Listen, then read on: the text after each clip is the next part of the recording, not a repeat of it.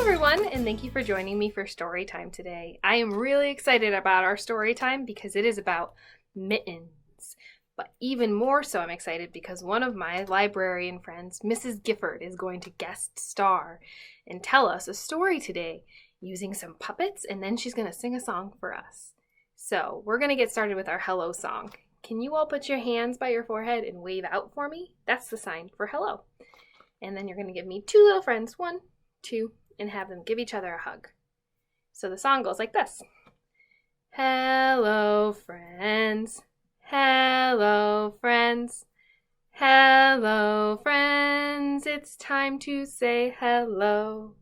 Hello, friends. Hello, friends. Hello, friends. It's time to say hello.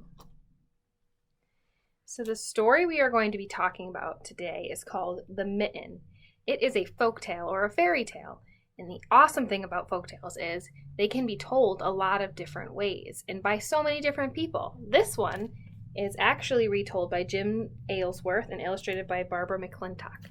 It is a Scholastic Books publication. So the story goes like this. Once upon a time, there was a happy little boy who loved to play.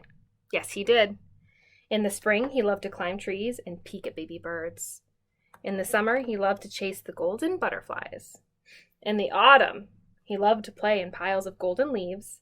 And in the winter, he loved to play in the white, white snow. Okay, what's he making? 1, 2, 3. Looks like a snowman. And every winter, because she loved him, the little boy's grandmother would knit a great, warm woolen hat that he could pull down over his little ears, a long, warm woolen scarf that he could wrap 2 times around his little neck, and a pair of warm woolen mittens for his little hands. And on the cold, cold days of this story, the little boy dressed himself warmly in his hat and his scarf and his mittens, and he went outside to play. He played, and he played, and he played. Oh no, though. What happened? He lost a mitten. But when at last he came inside, it was discovered that one of his mittens was lost. Oh no, said the little boy. Don't worry, said the grandmother. We'll find it tomorrow. You've had enough of the cold for one day. And because she loved him, she made him a mug of steaming hot chocolate. In the meantime, just while the little boy was sipping his hot chocolate, a squirrel came along and saw the mitten lying on the snow. Brrr, said the squirrel. My toes are cold as ice. This mitten looks so cozy and warm. It looks like it feels so nice. So the squirrel crawled into the little boy's mitten to warm his toes. The squirrel found the mitten quite warm and very comfortable, and soon he was nice and toasty in there, and he fell sound asleep. But just then, along came a rabbit. Brrr, said the rabbit. Let me come in. No room, said the squirrel. Go away. Please, begged the rabbit. My toes are so cold. Your mitten looks so cozy, and warm toes would feel so nice. Okay, said the squirrel. You can come in. And the rabbit crawled in. It was a bit tight in there for 2. Nevertheless, with a little budging over, they were able to manage. And very soon they were nice and toasty warm, and they fell sound asleep. But just then, along came a fox. Brrr, said the fox. Let me come in. No room, said the rabbit. No room, said the squirrel. Go away. Please, begged the fox. My toes are as cold as ice. Your mitten looks so cozy, and warm toes would feel so nice. Oh, okay, said the rabbit. Oh, okay, said the squirrel. You can come in. And the fox squeezed in. It was really crowded in there with the 3. Nevertheless, the mittens stretched out enough, and soon they were nice and toasty warm. Uh-oh. But just when they had fallen sound asleep, along came a bear. Brrr, said the bear. Let me come in. No room, said the fox. No room, said the rabbit. No room, said the squirrel. Go away. Please, begged the bear. My toes are cold as ice. Your mitten looks so cozy, and warm toes would feel so nice. Oh, okay, said the fox. Oh, okay, said the rabbit. Oh, okay, said the squirrel. You can come in. The bear squished and pushed and squished and pushed and squeezed and pushed until at last he got himself in. It was very cramped in there with the four of them all squished together like that. Still, they were nice and toasty warm, and soon they fell sound asleep. But just then, along came a little mouse. "Brrr!" said the teeny little mouse. "Let me come in." "No room," said the bear. "No room," said the fox. "No room," said the rabbit. "No room," said the squirrel. "Go away!" "Please," begged the little mouse. "My toes are cold as ice. Your mitten looks so cozy, and warm toes would feel so nice." "We can't," said the bear. "Too full," said the fox. "No way," said the rabbit. "Impossible," said the squirrel. "Go away." "Please," said the little mouse. "I'm just a little mouse." "Oh, okay," said the bear. "Oh, okay," said the fox. "Oh, okay," said the rabbit. "Oh, okay," said the squirrel. "You can come in." And they all held their breath while the little mouse carefully squeezed into a teeny tiny spot. And for a minute, all was well, until suddenly the bear and the fox and the rabbit and the squirrel all had to take a great big deep breath of air. And as they did, the mitten burst apart and spilled them all out onto the snow.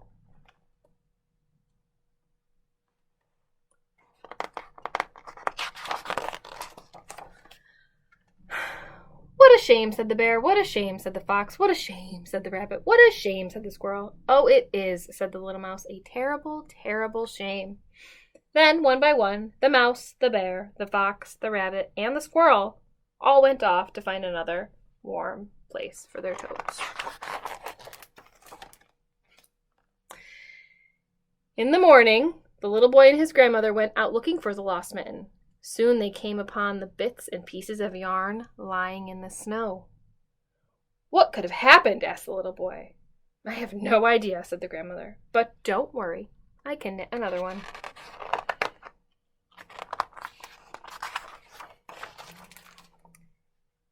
And because she loved him, that's exactly what she did. The end. So you're about to hear another version of the mitten, but there's some differences, so I want to see if you can spot them. So make sure that you listen really, really well and see what's different about Mrs. Gifford's mitten. Great!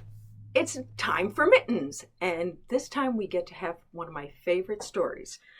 I hope that some of you have seen this either at your school, at home, or whatnot, but this is a little different with the way I do it, and I brought my friend Jack. Now, I hope some of you know with Jack that there's other stories with Jack, but today we're just going to do my version of with Jack and the mitten.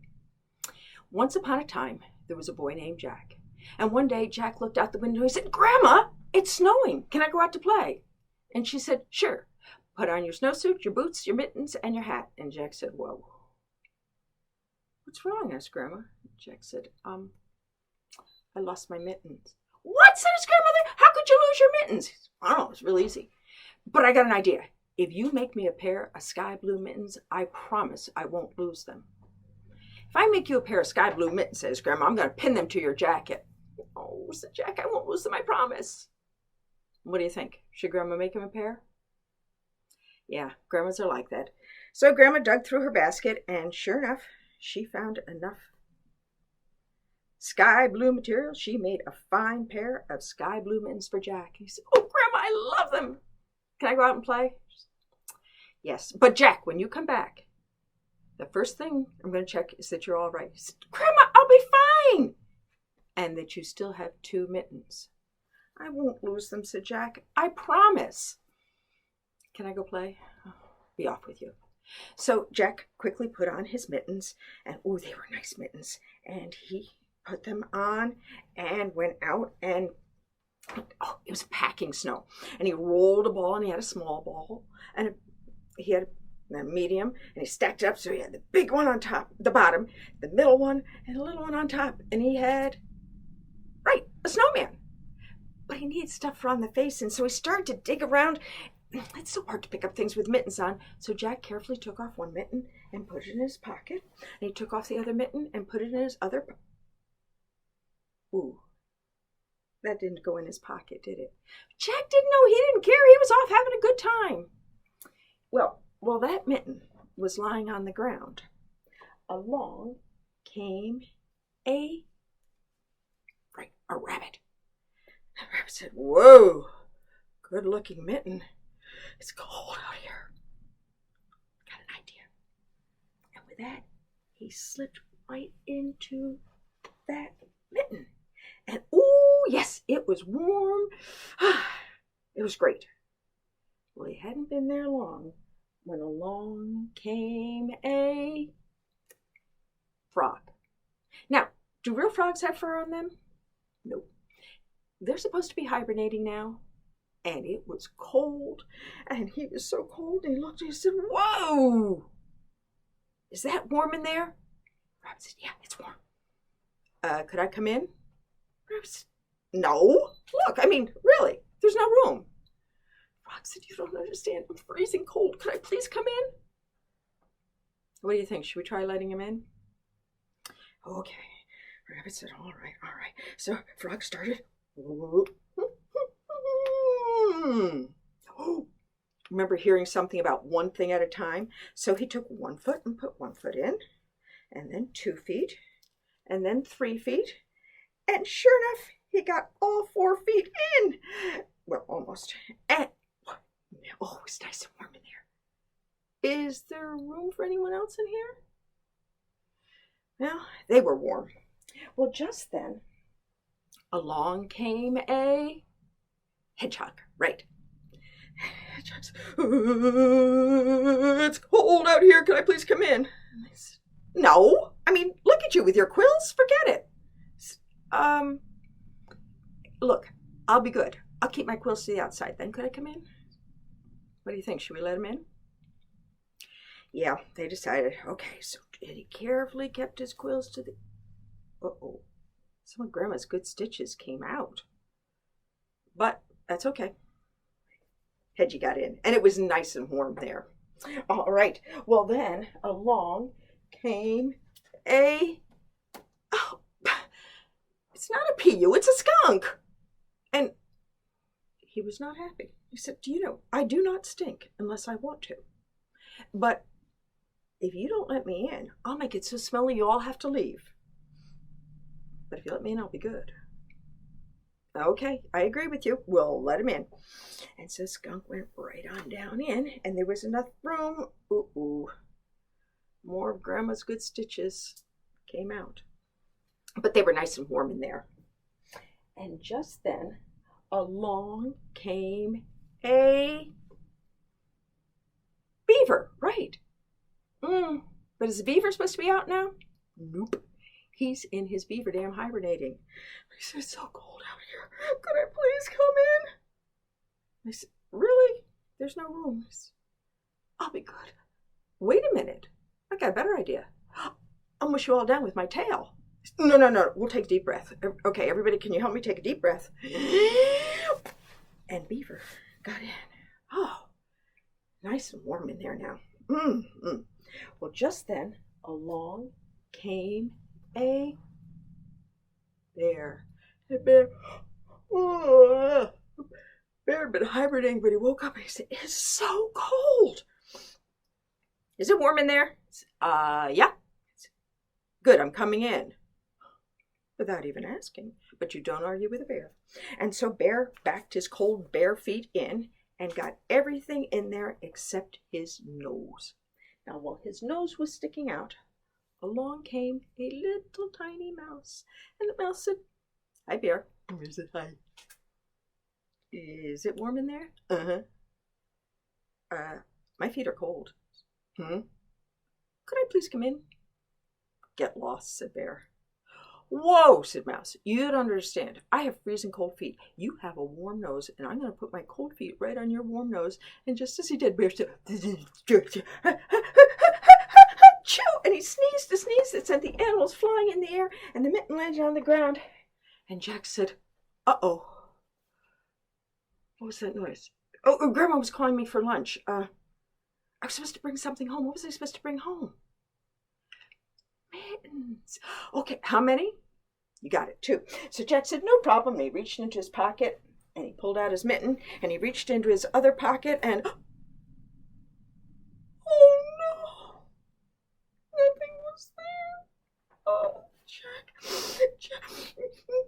was so sad. He was walking along when suddenly he saw something blue on the snow, and he grabbed it up, and he ran the rest of the way home. When he got home, Grandma was waiting. Jack, are you all right? Grandma, I'm fine. I had fresh air and exercise. Jack, do you still have 2 mittens? He said, of course I do, Grandma. I told you I wouldn't lose them. And here they are. Jack and his grandmother looked, and they couldn't figure out what had happened, because that was funny. But Grandma was resourceful, and she said, I don't know what happened, Jack, but now instead of a matching pair of mittens, you have a mitten and a matching blue hat. And that's the story of Jack and the mitten. So I hope you try it in different ways with different books, because there are different versions, because it was a folk tale without any pictures when it first came out, and it's evolved over the years with different illustrations. Thank you. So, some of you know from Galdone's version of the 3 Little Kittens. The 3 little kittens, 1, 2, 3. The 3 little kittens, they lost their mittens and soon were heard to cry. Oh, mother dear, we sadly fear our mittens we have lost. Lost your mittens, you naughty kittens, then you shall have no pie. Meow, meow, meow. No, you shall have no pie. The 3 little kittens, they found their mittens and soon were heard to cry. Oh, mother dear, see here, our mittens we have found. Found your mittens, you good little kittens, then you shall have some pie. The 3 little kittens put on their mittens and soon ate up their pie. Oh, mother dear, we sadly fear our mittens we have soiled. Soiled your mittens, you naughty kittens. The 3 little kittens washed out their mittens and hung them up to dry. Mother dear, see here, our mittens we have washed. Washed your mittens, you good little kittens, but hush, I smell a rat close by. Hush, I smell a rat close by. The 3 little kittens. Thank you so much for joining me for my mitten story time today. I had a lot of fun having my guest star, Mrs. Gifford, tell the story of the mitten and getting to read the story to you. For now, we're going to have to say goodbye, though. So the sign for goodbye is like this. And remember our sign for friends? And they give each other a hug? The song goes like this. Goodbye, friends. Goodbye, friends. Goodbye, friends. It's time to say goodbye. Goodbye, friends. Goodbye, friends. Goodbye, friends. It's time to say goodbye. Bye, everyone. I'll see you next time.